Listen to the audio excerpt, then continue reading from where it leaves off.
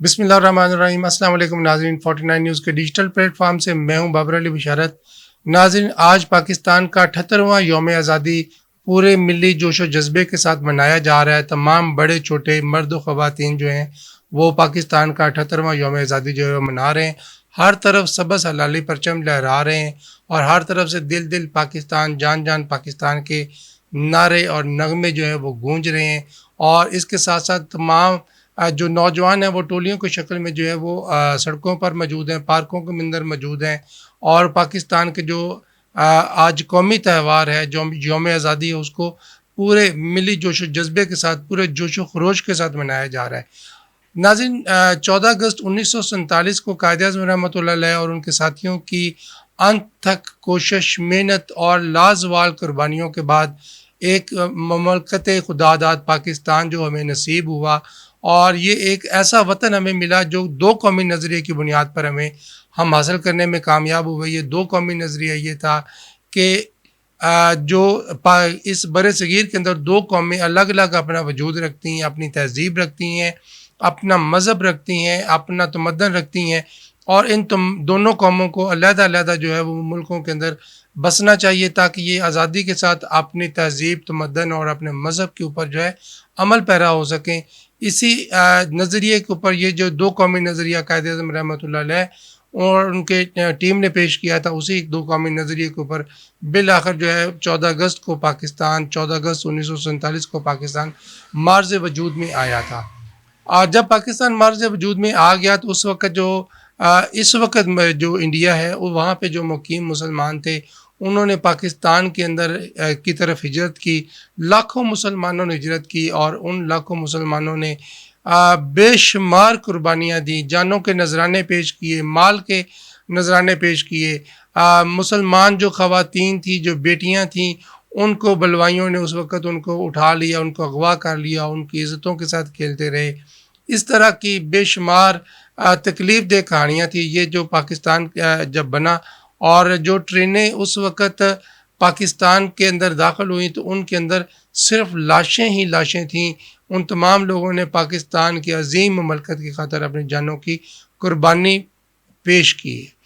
ناظرین، یہ جو اتنی قربانیوں کا، اتنی تکلیفوں اور اتنی مشقتوں کے بعد حاصل کیا گیا ملک تھا، اس کا مقصد کیا تھا؟ اس کا مقصد تھا کہ یہاں پر جو بسنے والے جو مسلمان ہوں گے، جو پاکستانی ہوں گے، وہ پاکستان کے اندر جو ہے وہ آزادی کے ساتھ اپنی زندگی گزار سکیں گے۔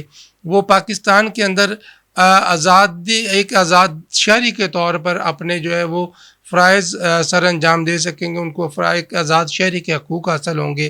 اور لیکن یہاں پر 77 سال جو پاکستان کی عمر ہے، 77 سال گزرنے کے بعد بھی جو ہے وہ پاکستانیوں کو ان کے بنیادی حقوق حاصل نہیں ہیں۔ آج بھی پاکستان کے اندر کروڑوں لوگ جو ہیں وہ اپنے بنیادی انسانی حقوق کے لیے کوشاں ہیں، مارے پھر رہے ہیں۔ بنیادی انسانی حقوق کے اندر تعلیم کے مواقع تمام لوگوں کے لیے یکساں طور پر ان کو دستیاب نہیں ہے۔ یہاں پہ جو امیر ہیں، عمراء ہیں، ان کے بچوں کے لیے تعلیمی ادارے الگ ہیں، ان کے لیے سلیبس الگ ہے، ان کے لیے مواقع الگ ہیں، اور جو غریب کا بچہ ہے، جو مڈل مین طبقے کا بچہ ہے، اس کے لیے جو ہے وہ تعلیم کے مواقع اور تعلیمی درسگاہیں بھی الگ ہیں، ان کے سلیبس بھی الگ ہیں۔ ان کو پڑھایا اور ان کا جو سوچ ہے یا ان کا جو ایٹیچیوڈ ہے وہ بھی الگ طریقے سے جو ان کو دیا جا رہا ہے۔ اس کے ساتھ ساتھ آپ دیکھیں، صحت کے مواقع کی بات کریں تو صحت کے مواقع بھی پاکستان میں یکساں طور پہ حاصل نہیں ہیں۔ تمام لوگوں کو تمام مواقع حاصل نہیں ہیں اور بہت سارے لوگ جو ہیں وہ اپنی بیماریوں کا علاج کیے بغیر اس دنیا سے رخصت ہو رہے ہیں۔ کاروبار کے مواقع اور دیگر جو چیزیں ہیں پاکستان کے جس مقصد کے لیے بنایا گیا تھا کہ یہاں پہ پاکستانی کو آزادی حاصل ہوگی، وہ اپنی آزادی سے زندگی گزار سکے گا۔ یہاں پہ آزادی اظہار رائے کے اوپر پچھلے 77 سال سے جو پابندیاں عائد ہیں، ان پابندیوں کے پاداش کے اندر جو ہیں سینکڑوں صحافی جو ہیں وہ اب تک اپنے فرائض کی انجام دہی کے اندر جو ہے وہ شہید ہو چکے ہیں۔ اور ابھی پچھلے سال جو ہے وہ شہید صحافت ارشد شریف شہید جن کو کینیا کے اندر جو ہے وہ شہید کر دیا گیا تھا، اور ان کا جرم بھی یہی تھا کہ وہ آزادی اظہار رائے کے علمبردار تھے، اور وہ تمام وہ چیزیں وہ بولتے تھے، جو وہ دیکھتے تھے، جو وہ محسوس کرتے تھے. یہاں پہ آج بھی آزادی اظہار رائے کے اوپر اتنی ہی پابندی ہے جتنی 1947 کے اندر تھی. اور شاید اگر یہ کہنا بھی غلط نہیں ہوگا کہ آج جو ہے 1947 سے زیادہ پابندی جو ہے وہ پاکستانیوں کے اوپر، پاکستانیوں کی زبان کے اوپر ہے کہ وہ اپنی مرضی سے اپنی بات نہیں کہہ سکتے. اور جو شخص بھی بولتا ہے اس کو مختلف طرح کے جو ہے وہ ہتھ کنڈے اس کے خلاف استعمال کیے جاتے ہیں، ان کو پابند سلاسل کیا جاتا ہے. اس کی زبان بندی کے لیے بہت سارے جو ہے وہ طریقہ کار استعمال کیے جا رہے ہیں. یہ ہرگز بھی پاکستان کو ایک الگ مملکت بنانے کا دو قومی نظریہ جو ہے وہ یہ نہیں تھا. دو قومی نظریے کے مطابق ہمیں یہاں پر مکمل آزادی حاصل ہے، لیکن ابھی تک جو دیکھنے کی صورتحال ہے وہ یہی ہے. ابھی آپ حال ہی میں دیکھیں کہ یہ جو اگست 2024 ہے، اس کے اندر جو ہے وہ پاکستان کی ایک سیاسی جماعت پاکستان تحریک انصاف نے 13 اگست کو جو ہے وہ اپنے کارکنان کو یہ کال دی کہ وہ پاکستان اور اپنی پارٹی کے پرچم لے کے جو وہ پاکستان کی سڑکوں پہ نکلیں، ریلیاں کریں، جشن منائیں. اور یہ جو جشن تھا یہ آزادی کا جشن منایا جانا تھا. لیکن دوسری طرف دیکھیں تو وہاں پر ان لوگوں کے اوپر جو ہے آزادی کے جشن منانے والوں کے اوپر بھی کریک ڈاؤن کیا گیا. بہت سارے تکلیف دہ مناظر جو ہیں وہ کل کے دن کے اندر جو ہے وہ دیکھنے میں آئے ہیں. اور وہاں پر ان لوگوں کو پکڑا گیا، ان کو تھانوں میں بند کیا گیا اور ان کے اوپر FIR درج کی گئی، ان کو تشدد کا نشانہ بنایا گیا.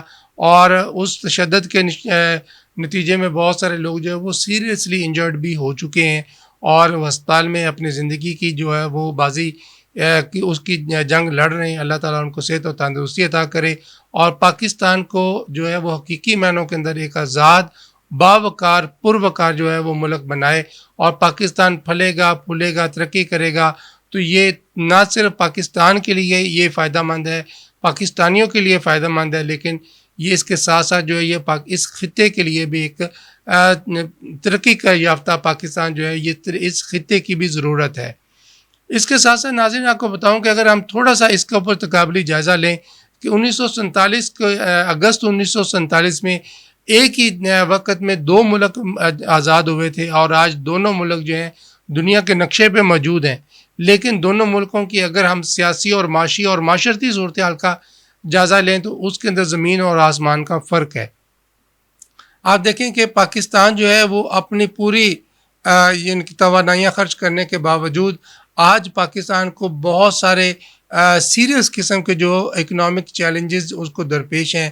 اور اس کے ساتھ ساتھ پاکستان کے اندر سیاسی عدم استحکام موجود ہے، پاکستان کے اندر ایک سیاسی افراتفری موجود ہے. یہاں پہ الیکشن جو ہے وہ ہمیشہ چوری کیے جاتے رہے ہیں. مبینہ طور پہ اس کا یہی الزام ہر دفعہ لگا ہے، کوئی بھی الیکشن ایسا نہیں ہے جس کو فری اینڈ فیئر الیکشن کہا جا رہا ہو.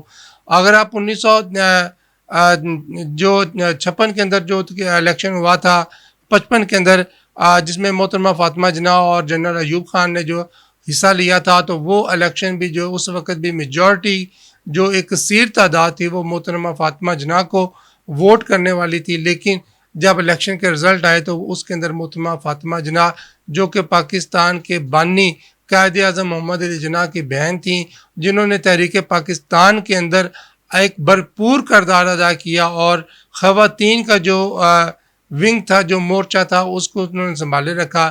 قائد اعظم رحمۃ اللہ علیہ کی طاقت بن کے آئیں، لیکن 1955 کے انتخابات کے اندر ان کو ہرا دیا گیا اور ان کے مقابلے میں جنرل ایوب خان جو اس وقت طاقت کا منبع تھے، جو طاقت کا سرچشمہ تھے، ظاہری طور پر ان کو فاتح قرار دیا گیا. اس کے بعد بھی ابھی دیکھیں کہ آگے آنے والے 2023 کے جو الیکشن ہیں، یہاں تک کہ جتنے بھی الیکشن ہوئے ان کو فری اینڈ فیئر الیکشن نہیں کہا جا سکتا، جہاں پہ آزادانہ طور پر تمام شہری جو اپنے پسندیدہ نمائندوں کو منتخب کر کے پارلیمنٹ کے اندر بھیجتے تاکہ ان کے نمائندے ان کے مسائل کو حل کر پاتے. یہاں پہ یہ تمام صورتحال نہیں ہو سکی ہماری.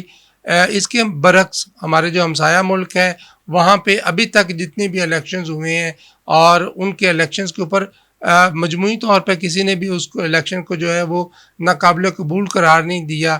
تمام جماعتوں نے اس کو قابل قبول قرار دیا اور وہاں پہ مسلسل 1947 سے لے کے 2024 تک وہاں پہ مسلسل جمہوریت کا راج ہے. وہاں پہ ایک دفعہ بھی ڈکٹیٹرشپ نہیں آئی, ایک دفعہ بھی ملٹری کون نہیں ہوا.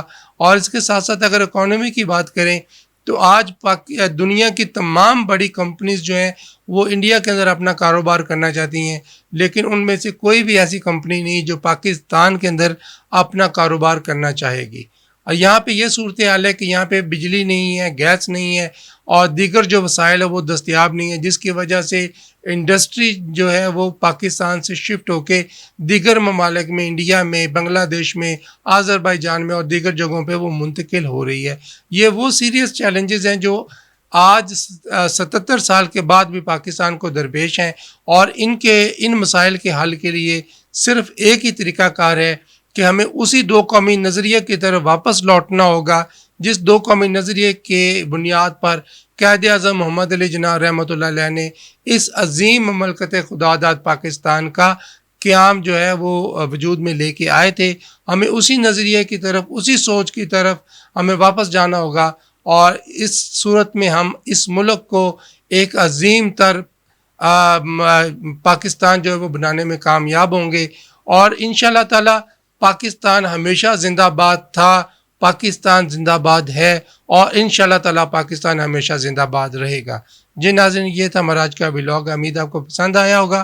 اپنی رائے کا اظہار کمنٹس میں ضرور کیا کریں. آپ کی رائے سے ہمیں اس ولاگ کو بہتر بنانے میں تقویت ملتی ہے. بہت شکریہ. السلام علیکم.